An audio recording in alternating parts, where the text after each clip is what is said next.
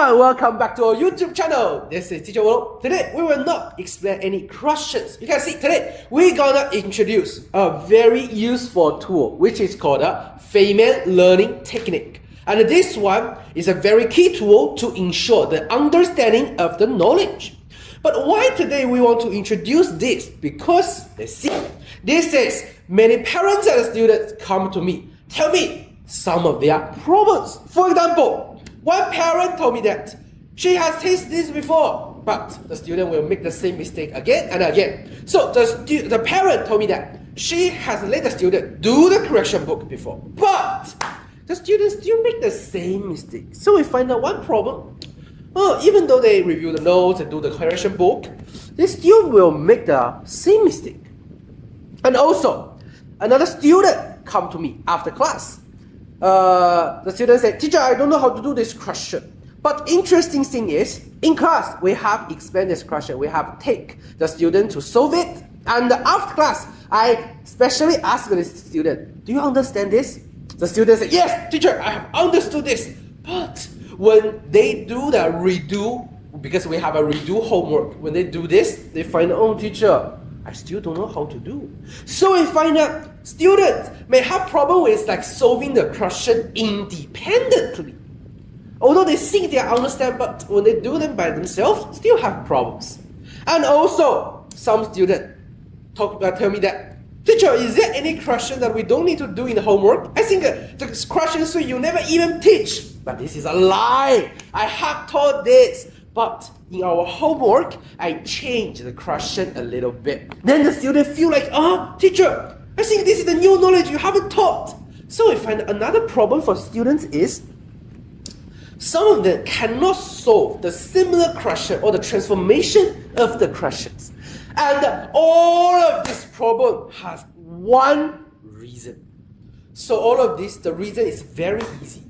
It's because the students, when they do correction book, when they listen in class, when they solve some question, they will have such feeling, "Yes, I have understood this question." But for child, actually, they cannot judge whether they really understand a question or not. So this is the biggest problem. The students cannot judge if they are really understood a knowledge or not. So, to solve this problem, how to ensure the understanding, how to avoid the situation. So, today I will introduce the Feynman learning technique. So, before we start to introduce this, let's first know a little about the Feynman. So, Feynman is Richard Philip Feynman is an American theoretical physicist, and he got the Nobel Prize in Physics in 1965. So yes, he's a very good physicist. And also, he has a very popular technique. It's a Feynman learning technique. So what it is? Very easy.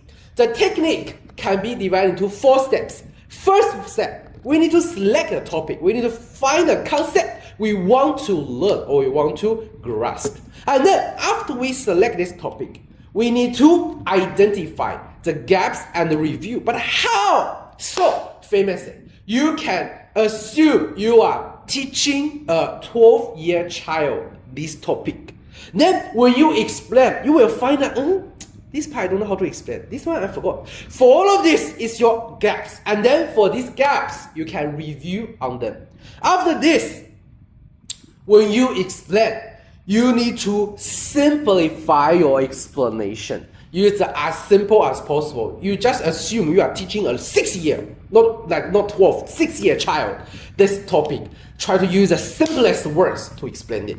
And finally, you need to do a summarize and a reflection of what you have explained. Then you can simplify your explanation more. Then you can still do the circle, and finally you grasp a knowledge. So let's see how to adopt this in a question.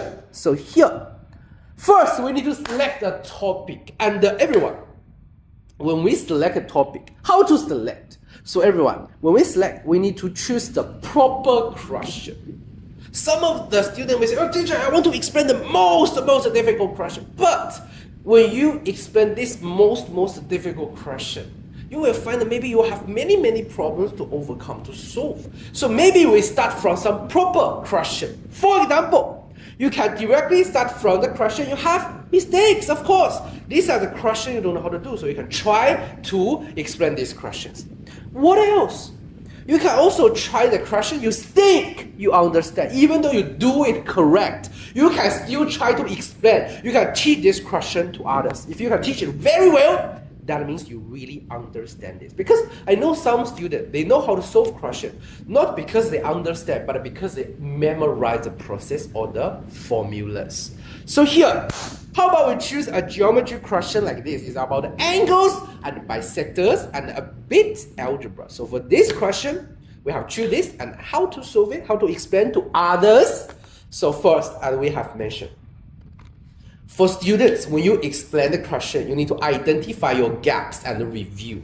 So how to identify these gaps? Oh, then our parents or the listener have a very important work to do is ask why. The parents, when you listen, or another listener, when you listen, ask more why. Because some students, when they explain, they will say, oh, this one, teacher teach like this. Then parents need to ask why. Why is like this? Then the student may find, I don't know. So this is a gap. When they say something like this, that's how the teacher taught it. Ask why. Then you will find that, the student actually don't know how to explain this part.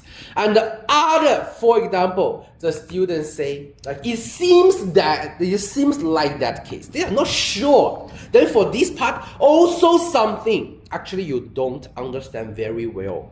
So you will get stuck by some knowledge. For this part, you also need to take this, note it down. This is a gaps. You need to identify it, and then you need to review just the corresponding knowledge points of these gaps. And let's use an example for this question. When the students, after read the question, start to explain, for example, students say, okay, because of this question, we can use letter to represent. There are parents. Ask why we want to use letter to represent. Let the student explain by themselves. So student may say, okay, because here we don't know the values, so but I want to represent angles, and I want to use X to represent angles AOC. You can also ask why AOC? So many angles. Why we choose AOC? Ask them. Let the student explain by themselves. And then, just like what we have mentioned, after we identify gaps, review, we also need to simplify our explanation. So you need to treat, as we mentioned, the listener as if they haven't learned this. They are like a small child. Use as simple as possible ways to explain. Don't memorize the formulas, the process blindly. Explain in your own words. So for example, return to this question. Some students, when they keep explaining, they will say, OC is a bisector. Then our parent can ask, I haven't learned this. Teacher, what is bisector? So the student can answer, they can explain. Divide the angles in two equal angles. This is the bisector. If they don't know, yes, it's a gap. Then review on it. This is a very good chance. So everyone, for this, our parent, you will play a very important role. Ask why. Treat, assume yourself is a child. Ask more why. And then finally, we need to do the summarize and the reflection. So make a summary of the question you have explained. And how to make the summary? Very easy. First, you summarize, you conclude. This question is what kind of problem, in which kind of situation. Then next time, when I have such same situation or problem, what I should do. So for example, for this question, this is like angles and we don't know the values of angles. So if next time we don't have the values, we can use letters to represent. See, this is a summary. What kind of problem next time when I have what I should do. So this is a summary. And here, let's make a conclusion. Feynman learning technique, the first one is as we showed. Select a topic and then, yes, we need to identify our gaps and review on them. And the third one explain simply. Finally, make a summary and a reflection. Summarize, reflect. And here I want to show you some very good samples from our students. You can see this is one from our student. They have finished this question explanation, and this is also one of our required homework. We hope our students can ensure the understanding of every knowledge we have taught. So here you can see paste question, summary, the comment from the parents and the signature, and also this student the same. So everyone, if the student and the parents, you want to make sure that the student have really understood something, then you can start to try this, the Feynman learning method. Let them, the students, explain the questions by themselves. And you can see this has been the second video, which is not about the questions, but about some learning method. So if you want to know more about this, if you want to have some suggestions, you can contact us in the S1 study groups. You can send the QR code, or you can directly contact with me, Teacher Wolo. And also in our group, we will also share some study free materials and some information about our events. And if you don't want to miss these kind of videos in the future, please remember, subscribe to our YouTube channel. And that's all for today's video. This is Teacher Wolo. See you in the next video. Bye bye.